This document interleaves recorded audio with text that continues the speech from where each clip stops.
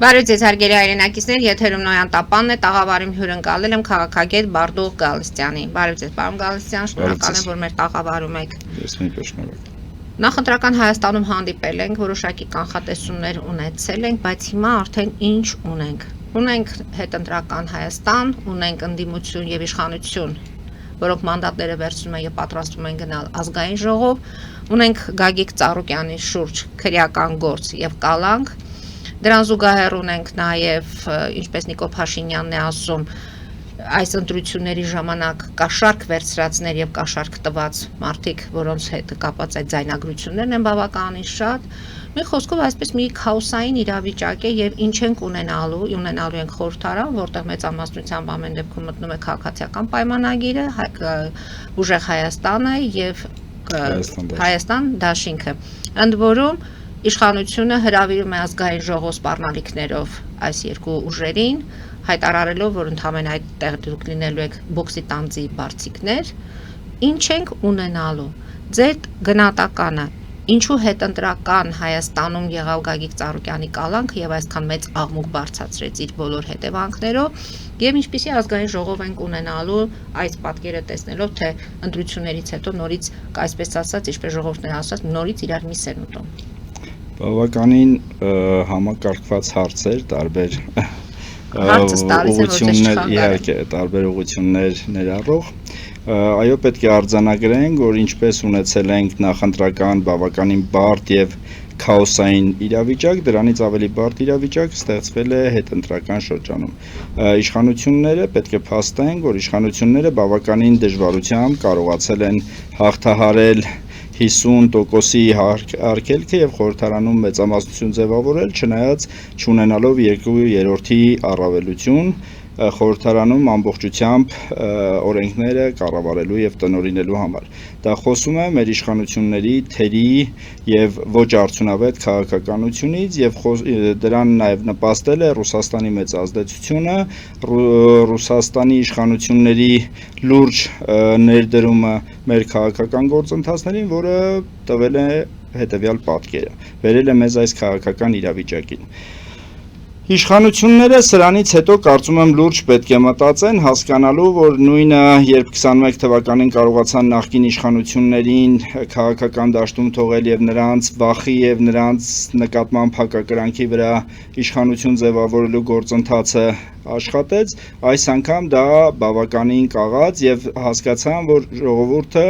ինչքան էլ ատում է կամ չի սիրում նախկին իշխանություններին, ինչքան էլ ժողովուրդը հակակրանք ունի ռուսական ազդեցության եւ ռուսական ճնշումների նկատմամբ, համենայն դեպս այս ընտրությունների այս արդյունքները իսկապես իրենց քաղաքականության ապաշնորհության կարելի ասել արդյունք են ենթադրում։ Ինչ վերաբերում է Գագիկ Ծառուկյանին, պետք է նկատի ունեք Նիկոլ Փաշինյանի հաշվարկները սխալ են դուրս եկել։ Այս անգամ մի կերպ աշխատեցին եւ հնարավորություն տվեցին նրանց խորհրդարան մտնելու, բայց այստեղ քաղաքական ճգնաժամի խնդիր կա, որովհետեւ երբ որ անընդհատ քաղաքական արենայում են եւ առավել եւս խորհրդարանում է իշխանությունը եւ ռուսական տարբեր ուժեր, տարբեր ճակատներով, իսկ մնացած քաղաքական միավորները, քաղաքական կառույցները մնում են լուսանցքից դուրս, դա խոսում է լուրջ քաղաքական process-ների խնդրահարույց լինելու մասին։ Եթե անդրադառնանք վերջին շրջանի ամենացայտուն եւ խոսուն իրադարձություններին, Գագիկ Ծառուկյանի ձերբակալությանը,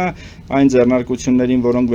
պատկանում են Գագիկ Ծառուկյանին, այդ ձեռնարկությունների փակման գործընթացներին, դրանք եւս բավականին լուրջ մտորելու եւ լուրջ վերլուծելու կարիք ունեն։ Եթե անկեղծ լինենք, պետք է հասկանանք, որ մեր օլիգարխիայի հիմնական մասը, մեծահարուստների հիմնական մասը ձևավորվել, կերտվել եւ հարստացել են 90-ականներից հետո, այն ժամանակ, երբ Հայաստանի տնտեսությունը օր-օրի ավելի ճգնաժամ էր ապրում, երբ մեր երկրում արտագաղթը հսկայական մասշտաբների էր հասնում եւ այն մարդիկ, որոնք այդ շրջանում կարճ ժամանակում կարողացել են մեծ հարստություն կուտակել, հասկանալի է, որ նրանց հիմնական մասի մոտ այդ ստանալու գործընթացը տեղի ունեցել այլոց քրտինքի արյան դժբախտությունների եւ անհաջողությունների բազայի վրա եւ հետեւաբար այդ օլիգարխների հիմնական մասին եթե փորձենք վերլուծել եւ նրանց հետևից գնալ կհասկանանք որ ցանկացած այսպես ասած քար բարձրացնելուց այնտեղ արյուն եւ ուրիշների քրտինք կարող ենք տեսնել հետեւաբար ցանկացածի մասով կարելի ասել որ հնարավոր է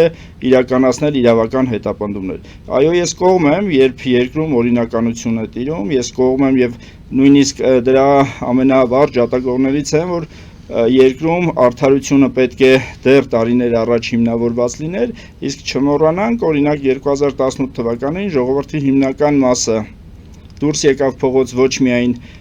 իշխանափոխություն ուղղակի իշխանափոխություն անելու ոչ միայն ուղղակի լավ ապրելու ակնկալիքով այլ նաև արդարության վերականգնման ակնկալիքով եւ այն թալանածը երկրի այն կեղեքածը ժողովրդից հետ բերելու տեսլականով կարծում եմ, սակայն վերջին 8 տարիներին գրեթե դա նկատելի չէ կամ շատ աննշան է այդ գործընթացները, որը վերաբերում է նաև Ծառուկյան Գագիկին։ Ես հիշում եմ 2019 թվականին կարծեմ, երբ նման գործընթաց սկսեցին Ծառուկյան Գագիկի տանը ազգային անվտանգության ծառայությունը նույն process-ները գրեթե իրականացրեց, ցույց տվեցին նրա հարստությունը, կուտակած կնոջ ոսկեղենի արժեքները, ունեցվածքի գնային չափը եւ այլն, սակայն դրանից հետո մենք ոչինչ չտեսանք։ Ես կարծում եմ, որ այո, Գագիկ Ծառուկյանը իրավական տեսանկյունից բավականին շատ ասելու եւ շատ բանի համար պատասխան տալու դեռ ժամանակ կունենա, սակայն անհասկանալի է ինչու այսօր, որովհետև 8 տարին բավականին երկար ժամանակ էր, որ եւ Գագիկ Ծառուկյանը եւ Գագիկ Ծառուկյանի նմանները բավականին շատ պետք է արդեն պատասխանատվության ենթարկված լինեն եւ այն պետք է չանցներ քաղաքական process-ների եզրույթով, այսպես ասած, որովհետև այս process-ը ցույց է տալիս, որ իրավական գործընթացները կարծես վերածվում են կամ վերափոխվում են քաղաքական գործընթացների, որը այնքան էլ ընդունելի չէ, նույնիսկ շարքային ազնիվ մտածող քաղաքացիների համար։ Հասկանում ենք, որ Ծառուկյան Գագիկի ունեցվածքի հիմնական մասը որտեղից է եկել եւ ինչ աղբյուրներից է այն սնվել, հասկանում ենք, թե ինչ ճանապարհով է հարստացել Գագիկ Ծառուկյանը, սակայն այն իրականացնել ընտրություններից անմիջապես հետո, որը նմանվում է քաղաքական հաշվեհարդարի, քաղաքական վրեժի, կարծում եմ ժողովրդի համար այնքան էլ ընկալելի չէ։ Ձեզ համար քաղաքական հաշվեհարդար է սա։ Ինչ որ չափով այո, սակայն նրանք ունեն իրավական լուրջ հիմքեր եւ կարող են այն իրավական գնահատականի վերածելով ցույց տալ, որ սա ընդհանրապես օրինականության կարգավորում է, օրինականության վերականգնում է։ Այո, այդ հարցով ես կողմ եմ իշխանությունների վարած գոնե այս բայ քաղաքականությանը, ուշացած քաղաքականությանը, սակայն դա կարելի է անել ժամանակին եւ թույլ չտար, որպեսզի այն վերածվի քաղաքական գործընթացի, քաղաքական հաշվեհարդարի կերպարի։ Գագիկ Ծառուկյանը Կարծում եմ, ենթադրում եմ, որ ունեցել են նաև պայմանավորվածություն 19-20 թվականներին, որպեսզի կարծեմ, որ Գագիկ Ծառուկյանը չպետք է մասնակցի ընտրություններին եւ չպետք է ընդհանրապես քաղաքականության մասին մտածի, սակայն չգիտես ինչու Ծառուկյան Գագիկը ինչպես միշտ որոշ դրդումներով եւ այլ դրդապատճառներով բնականաբար իր նախկին տերերի կամ իր հիմնական ֆինանսավորման աղբյուրների եւ ռուսական ուժերի փորձել է նորից դուրս գալ քաղաքական արենա, որն իր համար գոնե այս բային կարծում եմ դարձել է ճակատագրական։ Նիկոլ Փաշինյանը, փաստորեն Գագիկ Ծառուկյանը խախտել է Նիկոլ Փաշինյանի հետ պայմանավորվածությունը եւ հիմա Նիկոլ Փաշինյանը դրա համար է քաղաքական հաշվեհարդար տեսնում։ Ես փաստեր չունեմ, անկեղծ ասած, փաստերով չեմ խոսում, սա ուղղակի ենթադրություն է, քաղաքական ենթադրություն, այո, կարծում եմ նրան այս տարիներին պատասխանատվության չենթարկվելը ենթադրում եմ, որ պայմանավորվածության արդյունք կարող եղած լինի միջնորդավորված պայմանավորվածության անուններ չփորձեմ հնչեցնել, հասկանալի է, սակայն կարծում եմ Գագիկ Ծառուկյանը այս անգամ եւս ազնիվ չգտնվեց եւ որի արդյունքում կորցնում է իր հնարավորությունների զգալի մասը, ենթադրում եմ։ Սակայն ինձ համար նաեւ անընդունելի է այդ հիմնարկ ձեռնարկությունների փակման process-ը այս բային իշխանության իրականացրած, որովհետև այդ քաղաքացիները մեղավոր չեն, որ աշխատել են տվյալ հիմնարկ ձեռնարկություններում, որովհետև այս բային կամ այդ շրջանում հիմնական աշխատող ձեռնարկություններից են եղել մարդիկ պլանավորել են իրենց վաղվա օրը, մարդիկ վարկեր են վերցրել եւ այլն, հետեւաբար այսօր կանգնեցնել այդ մարդկանց խնդրի առաջ եւ ասել իրավական գործընթաց է տեղի ունենում, դա իմ կարծիքով այնքան էլ ճիշտ չէ եւ կարելի է ընդհանրապես այդ ձեռնարկությունները շարունակաբար թողել աշխատանքի, նույնիսկ պետական վերահսկողություն սահմանել եւ պետական միջնորդություն ներդնել այնտեղ, միջև կավարտվեն իրավական գործընթացները եւ եթե դրանք անհրաժեշտություն կար պետականացնելու, անհրաժեշտություն կար ձևերցնելու Գագիկ Ծառուկյանի ձեռքից, աստված տա ամեն ինչ նորմալ լիներ, թող իրականացնեին, բայց այդ շարքային քաղաքացիների այսօրվա վիճակը այնքան էլ լավ չէ եւ այնքան էլ ընդունելի չէ, ելի եմ ասում հասարակության կողմից, որովհետեւ չի կարելի մարդուն ուղղակի քաղաքական կամ թեկուզ ասենք ոչ քաղաքական, թեկուզ իրավական process-ների արդյունքում գործազուրկ դարձնել, իսկ քաղաքացին շաբաթներով կամ ամիսներով, նույնիսկ եւ տարիներով սպասի հասկանալու համար ինչպես պետք է ավարտվի այս գործընթացը, որպեսզի կարողանա իր երեխային հացի խնդրել, դա չեմ կարծում, որ դա ճիշտ process է։ Ինչպիսի տպավորություն է։ Տեսեք, աշխատակիցներն ասում են, կարծես թե մեզ հրահրում են, որ գնանք այլ քայլերի, փողոցներ փակենք, այլ քայլերի մեջ է նաեւ, որ մարդիկ վրդովված են լինում, ինչ որ արտահայտություններ են անում վարչապետի հասցեին։ Տեսեք, հիմա ամբողջ համացանցը քննարկում է, որ ինքը հանգստանում է, խուստուփ է գնում Երևանի սրճարաններում է եւ այլն, իսկ դրա փոխարեն 7000 մարդ այս պահի դրությամբ փողոցում է անորոշ վիճակով։ Տպավորությունը այնպիսին է, որ մարդկանց դիտավորյալ իրոք հրահրում են, որպիսի արտահայտվեն, ընդ որում արտահայտվածների հետ կապված են, մենք տեսնում ենք, որ Նիկոլ Փաշինյանը արդեն դատական հայցեր է ներկայացնում, Սոֆիա Հոսեփյան, Էդմոն Մարուքյան, մի խոսքով։ Տպավորությունը այնպիսին է, որ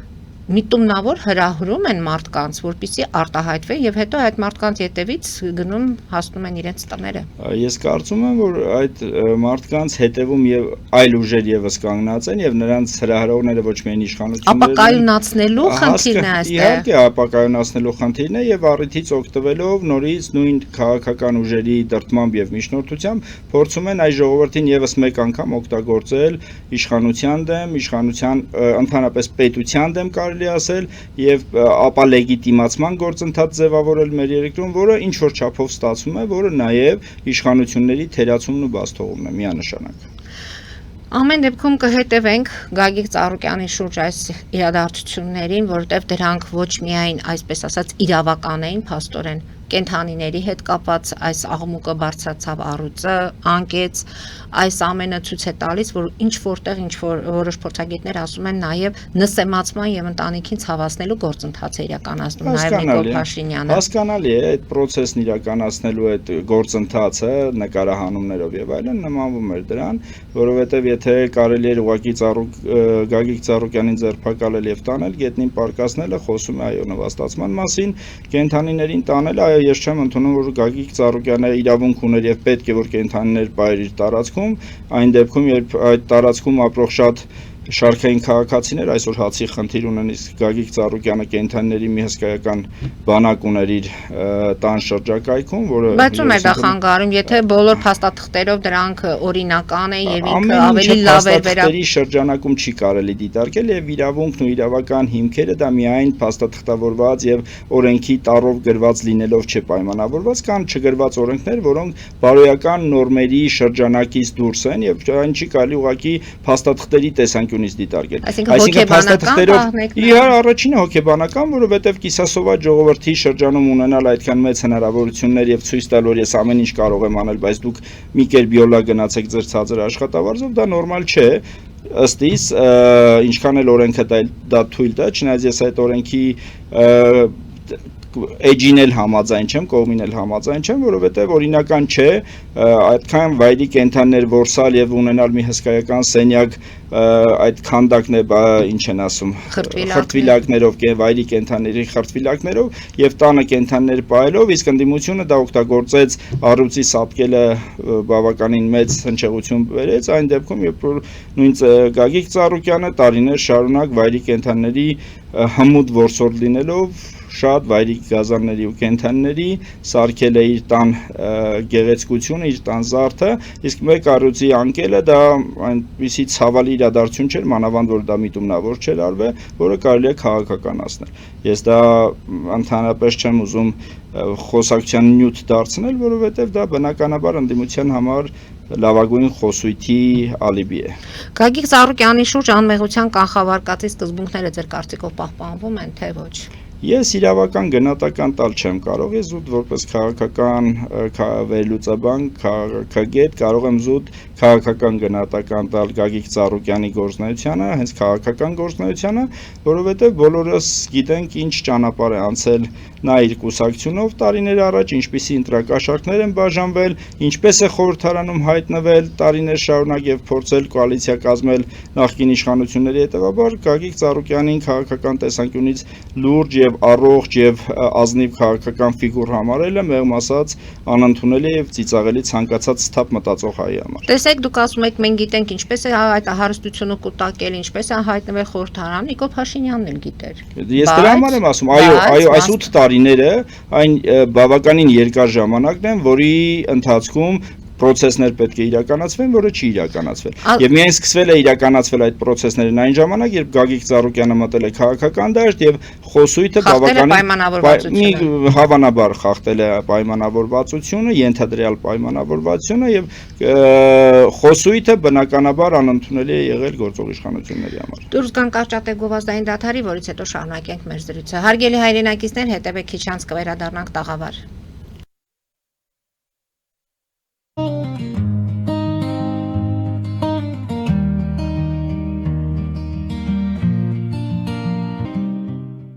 Ֆելիչե ժամանակակից ատամնաբուժական կլինիկա։ Հարմարավետությունն ու խնամքն առաջնային են։ Այստեղ կիրառվում են ատամնաբուժական ամենաժամանակակից տեխնոլոգիաներ, ճշգրիտ ախտորոշում, արդյունավետ բուժում, նուրբ փորձառություն եւ անհատական մոտեցում։ Սկսած սովորական մանրուքներից մինչև առաջադեմ ընթացակարգեր, այստեղ դուք գտնվում եք բարձր որակավորում ունեցող եւ փորձառու ատամնաբուժական մասնագետների ձեռքերում։ Մեր բարեկամական եւ հյուրընկալ անձնակազմն այստեղ է յուրաքանչյուր այցը հաճելի դարձնելու համար։ Ֆելիչե,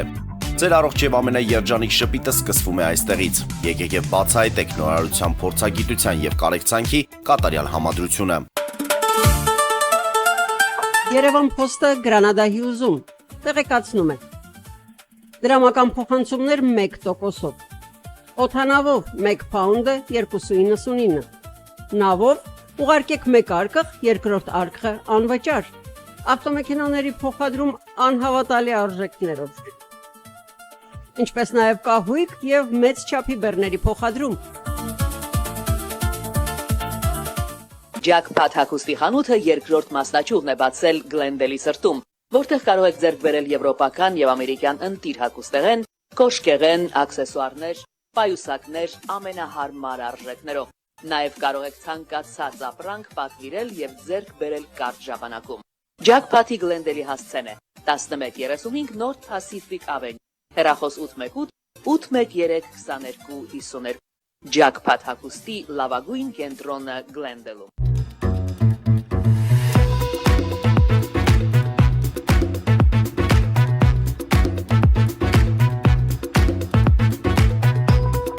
Արարատ ռեստորան, ընտանեկան եւ ընկերական ժամանցի լավագույն հասցե, սիրված արտիստներ, հյուրընկալ մթնոլորտ, հարուստ ճաշացան, անմահական խորտիկներ, Արարատ ռեստորան, հասցեն անփոփոխ, սիրով սպասում ենք ձեզ։ Լավագույն պաղպաղակ, բնական, համեղ եւ մատչելի գներով պաղպաղակը կարող եք ձեռք բերել բոլոր հայկական խանութներում։ Պահանջեք հայկական պաղպաղակ, Թամարա պաղպաղակ։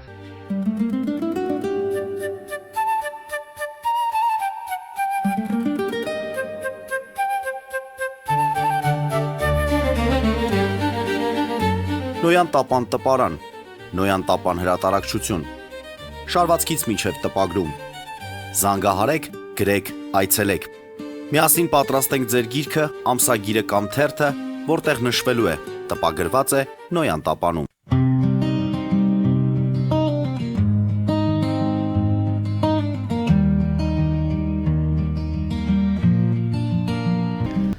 Հարգելի հայրենակիցներ, Նոյան տապանը կրկին եթերում է։ Պարոն Գալստյան, կհետևենք ամեն դեպքում Գագիկ Ծառուկյանի շուրջ այս աղմկահարույց գործընթացին, որտեղ դրանք ոչ միայն արդեն իրեն են վերաբերվում, աշխատակիցներին են վերաբերվում, մարդիկ զայրացած են, մարդիկ հուսահատ են։ Եվ հասկանանք, մանդատները վերցնում են երկու կողմերը մեկը մյուսին մեղադրում է կաշառք տալու, կաշառք վերցնելու մեջ, ոչ լեգիտիմ ընտրությունների մեջ, բայց ամեն դեպքում գնում են ազգային ժողով։ Եվ ինչպես ասացի, արդեն պատկերը կարծես թե պարզ է թե ինչ է լինելու։ Հնարավոր է, որ լինեն արտահերտ ընտրություններ կամ հնարավոր է ինչ-որ քաղաքական, ինչ-որ հեղաշրջում կամ իշխանափոխություն, ընդ որում Սամվել Կարապետյանը խոսում էր պլան B-ի մասին, գաղտնի պլանի մասին, որի մասին չէին բարձրաձայնում եւ հումորով ասեց, որ օրինակ Ալեն Սիմոնյանի չլինել արդեն ազգային ժողովում իրենց պլան B-ն իրենց գործն էր։ Մի խոսքով ազգային ժողով ինչպիսին եք պատկերացնում, ինչ է լինելու։ Բավականին վատ ազգային ժողով, ավելի վատ ազգային ժողով, քան 21 թվականին ձևավորված խորհրդարաններ, որովհետև այնտեղ առողջ քաղաքականություն եւ առողջ կառուցողական գործողություններ եւ պրոցեսներ տեսնել չեն կարող։ Մենք տեսնելու ենք ավելի լարված մթնոլորտ, քան ունեցել են 21 թվականին ձևավորված ընտրություններ, խորհրդարան հետևաբար որևէ հույս կապել այս խորհրդարանի հետ կապված ձևավորված ընդդիմության հետ ճիշտ չեմ համարում, լուրջ չեմ համարում։ Ինչ վերաբերում է ընդդիմության մանդատ վերցնելուն, ընդդիմությունը անընդհատ փորձում է խոսել իշխանության ոչ լեգիտիմ լինելու կամ լեգիտիմության խնդիր ունենալու մասին, բայց նրանք իրենց մանդատ վերցնելով բացարձակ լեգիտիմացրեցին այս ընտրությունները եւ լեգիտիմացրեցին գործող իշխանություններին։ Այնպես որ խոսելու տեղ ընդհանրապես չունեն կապված ընտրությունների հետ եւ ընտրությունների լեգիտիմության հետ, որովհետեւ նրանց համար այդ մանդատները շատ ավելի կարեւոր էին եւ քաղցր էին, այսպես ասած, քան իրենց գոնե խոսույթով ներկայացրած քաղաքական այն տեսլականը, որը վերաբերում էր ձևավորված ընտրություններին եւ ընտրական պրոցեսներին 26 թվականին։ Կարծում եմ ընդդիմությունն այս բանին այլևս անելիք չունի, պարզապես դա սին խոսքեր են եւ դատարկախոսություններ, որովհետեւ նրանց սպասարկող Ռուսաստանը, Պուտինյան Ռուսաստանն այսօր ունի լուրջ խնդիրներ եւ չեմ կարծում, որ նման Ռուսաստանը, նման վիճակում հայտնված Ռուսաստանը հնարավորություն կունենա եւ կկարողանա Հայաստանում որևէ նոր պրոցեսներ սկսելու։ Ինչ վերաբերում է արտահերտ ընտրություններին, չնայած որոշ քաղաքական մեկնաբաններ եւ քաղաքվելուծաբաններ փորձում են պնդել, որ 1.5 կամ 2 տարի հետո ունենալու են խորհրդարանական նոր ընտրություններ, սակայն այս բանին ինձ համար գոնե նկատելի չեն դրանք, որովհետեւ նորից եմ կրկնում, Ռուսաստանը վատ վիճակում է, գնալով ավելի վատ վիճակում է հայտնվում եւ շատ կարճ ժամանակում Ռուսաստանի հաղթանակն ու վերականգնումը տեսնել չեն կարող, հետեւաբար այն ռուսական ուժերը, որոնք ձևավորում են մեր խորհրդարանը եւ հանդես են գալիս որպես հիմնական ընդդիմություն, որևէ լուրջ բան անել չեն կարող, այո, ամեն ինչ անելու են ջուր պղտորելու, ամեն ինչ անելու են ապակայունացնելու մեր երկրում ներքաղաքական իրավիճակը, սակայն լուրջ փոփոխությունների եւ լուրջ արդյունքների հասնել որպես այդպիսին ակնկալելի չէ ըստ իս։ Իսկ ինչ կասեք, որ Ռուսաստանի հետ հարաբերությունները վատթարանալու, այսպես ասած, թե Նիկոլ Փաշինյանն ասում է նման բան չկա, մեր երկու ժողովուրդների մեջ հարաբերությունները բավականին հաջողված են, գյուղացիների հետ կապված խնդիրները ավելացան, արտահանումներ, գյուղացիները վարկեր ունեն, մի խոսքով դուք երկար ժամանակ եղել եք Արցախի նախագահի խորհրդական հենց գյուղատնտեսության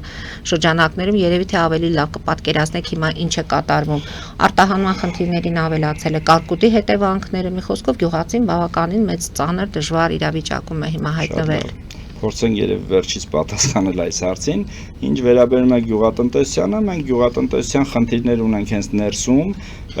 գյուղատնտեսության զարգացման եւ գյուղատնտեսության կայունացման գործընթացների հետ կապված, դեռ չխոսենք արտահանման մասին, մենք ունենք իսկապես խնդիր գյուղատնտեսության որակական եւ քանակական աճի խնդիրներ, որը հիմնական խնդիրն է, իսկ մեր բարենային անվտանգությունը մենք չգիտես ինչու միշտ փորձել ենք մատների արանքով դիտարկել եւ մոտենալ բարենային անվտանգությունը, որում չարաչար սխալվել են թե նախին, թե օրվա իշխանությունները, այստեղ խնդիրը միայն արտահանելունը չէ, մենք ունենք ներքին շուկայի խնդիր, տեսնում ենք, որ նույնիսկ ավելի թույլ արտահանումների դեպքում մեր ներքին շուկայում գները այսպես թե այնպես չեն էլ իջնում, ասենք որոշ գյուղմթերքների արկայությունից եթե փորձենք մի կողմ գնալ, կտեսնենք, որ հիմնական գյուղմթերքները, հիմնական պտուղ բանջարեղենները ունեն բարձր գին, որը խոսում է մեր գյուղատնտեսության բավականին թույլ եւ թերի կողմեր ունենալու մասին։ Ինչ վերաբերում է արտահանումներին, այո, Ռուսաստանը հիմնական շուկան էր մեր համար տարիներ շարունակ, որտեղ եւս իշխանությունները ունեն մեծ բաստողում այս տարիներին, ժամանակին այլ ուղիներ չփնտրելու, նոր շուկաներ մուտք չգործելու ստանդարտների եւ սերտիֆիկացման նոր համակարգեր չձևավորելու գործընթացներում, որը բերել է այս վիճակին, այս ֆորս մաժորային իրավիճակում։ Չնայած ես ամիսներ առաջ, երբ սկսեցին ռուսները այս քաղաքականությունը, ես ասացի, որ սա երկար տևել չի կարող եւ ընտրություններից հետո Ռուսաստանը երբ հասկանա, որ նույն ձևով արդյունք ստանալ չի կարող շարունակելու նույն քաղաքականությունը, փորձելու է կամած բացվել։ Ես լսել եմ վերջին օրերին բավականին նոր որոշ ապրանքատեսակներ արդեն թույլատրելի է Ռուսաստան մուտք գործելու եւ կամած կարծես թե սառույցը հալվում է եւ ես մտածում եմ որ Ռուսաստանը այս TV5-ը մի այսպիսի լուր լսեցի TV5 հեռուստաալիքով որ օրինակ մեր հայկական ծիրանը որպես իրանական եւ թուրքական ծիրան են փորձում ներմուծել ռուսական շուկա ինչ պիտակով ուզում են ներմուծել խնդիրն այստեղ շուկա մտնելն է ռուսները եւս հասկանում են որ դա հայկական ծիրան է եւ այնպես չէ որ կարելի է Ռուսաստանին խաբել այդ առումով սակայն նրանց եւս ձեռք է տալիս այստեղի ապրանքը Ռուսաստան գնալու իրենց առևտրաշրջանառությունը կարգավորելու որովհետեւ Ռուսաստանն այս պայն այն վիճակում է որ ունի շատ լուրջ նույնիսկ բարենամթերքի խնդիր եւ հայկական մթերքը իր համար եւս խիստ կարեւոր է։ Սա այս պատժամիջոցները ենթադրում եմ կթուլացնեն եւ դա Միշուստինի հետ հանդիպման արդյունքներն են չեմ կարծում ոչ միայն սա այն քայլն է երբ հասկանում եմ որ այլևս ազդեցություն ունենալ այդ միջոցով չեն կարող հայ հասարակության եւ հայ ընտրողի եւ հայ քաղաքացու վրա հետեւաբար փորձելու են թույլատրել որովհետեւ դրանցից իրենք եւս ունեն բավականին մեծ վնասներ եւ այդ առևտրաշրջանառությունը ինչքան մեր համար է ձեռնտու ոչ պակաս ձեռնտու է նաեւ Ռուսաստանի համար կարծում եմ եւ դա սարքել քաղաքական հիմնական ենթատեքստ եւ թիրախավորել իշխանություններին այդ հարցում ճիշտ չէ Այստեղ շատ կարևոր է առանձնացնել երկու բան նախ առաջինը չի կարելի ռուսական ճնշումն ու ազդեցությունը, տոտալ ազդեցությունը նույնականացնել Ռուսաստանի հետ հարաբերություններին։ Այո, ես կողմ եմ, որ Հայաստանում հնարավորինս շուտ եւ հնարավորինս շատ վերացվեն Ռուսաստանի ազդեցության ոլորտները ցանկացած հարցում եւ վերահսկման ոլորտները, սակայն դա չպետք է բխի հայ-ռուսական հարաբերության թուլացման եւ ոչնչացման եւ վատացման հետ, որովհետեւ ինչ ուզում է լինի, ինչքան էլ Պուտինյան Ռուսաստանը կամ ընդհանրապես ցարական քաղաքականություն վարող Ռուսաստանի ազդեցությունը մեր վրա դարեր շարունակ ունեցել է հիմնականում բացասական ազդեցություն, կարելի է միանգամից էջը փակել եւ հայ-ռուսական հարաբերությունները բերել հակամարտության։ Ես մտածում եմ, որ հայ եւ ռուս ժողովուրդների բարեկամությունն ունեցել է 200 եւ ավել տարի պատմություն, 2 դարից ավել պատմություն, հետեւաբար այդ հարաբերությունները փչացնել եւ այն վերածել հակամարտության կամ գոնե հակակրանքի անընդունելի է երկու կողմի համար էլ, սակայն դա չի նշանակում, որ մենք պետք է թույլ տանք, որ Ռուսաստանը նույն ազդեցություն ունենա, ինչ ազդեցություն ունեցել է գոնե 91 թվականի, այսպես ասած, չակերտավոր անկախացման մեր գործընթացից հետո, որովհետեւ այդ գործընթացները Ռուսաստանի ազդեցությամբ մեզ համար ունեցել են ճակատագրական բացասական նշանակություն, թե Արցախյան պատերազմների հարցում, թե այդքան զոհերի, թե վերջում մեր տարածքներ կորցնելու, Հայաստանի չզարգանալու, հայկական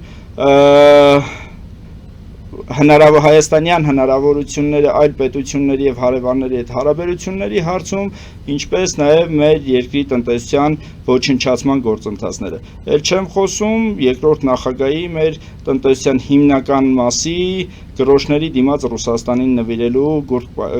գույք պարտքի դիմաց ծրագրի իրականացմանը, որը Հայաստանին դրեց առավել կախված եւ ավելի ստրկային վիճակի մեջ, որից դուրս գալը բավականին դժվար գործընթաց է, որի պրոցեսները մեզ համար այս պահին գոնե նկատելի են։ Երբ կշնորհավորի Ռուսաստանի Դաշնության նախագահը վարչապետ Նիկոլ Փաշինյանին։ Ես կարծում եմ չի էլ շնորհավորելու, սակայն այստեղ խնդիրը շնորհավորելը չէ։ Դե այս շնորհավորելու ենթատեքստերը բավականին Ընդ որում ընդդիմությունն ասում է չի շնորհավորում, որպեսզի նորից առաջվա նման մտերիմ զրույցներ չունենան, կարողանա մերժել Փաշինյանին ինչ-որ հարցերում չլսել։ Այսինքն շնորհավորելու դեպքում Ռուսաստանը քաղաքականության գիծ պետք է փոխել, չեմ կարծում, պարզապես Ռուսաստանը այսպես ասած գնալով ավելի ինքն իր խոսքը չդրժելու քաղաքականությամբ, չի փորձում հետ քայլ կատարել,